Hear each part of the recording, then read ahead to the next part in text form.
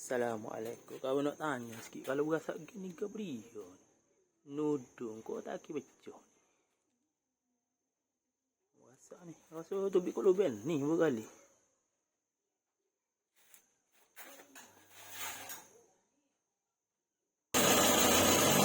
Kalau tengok daripada ni bukit tu bikul tu ni macam tu bikul kan. Sah.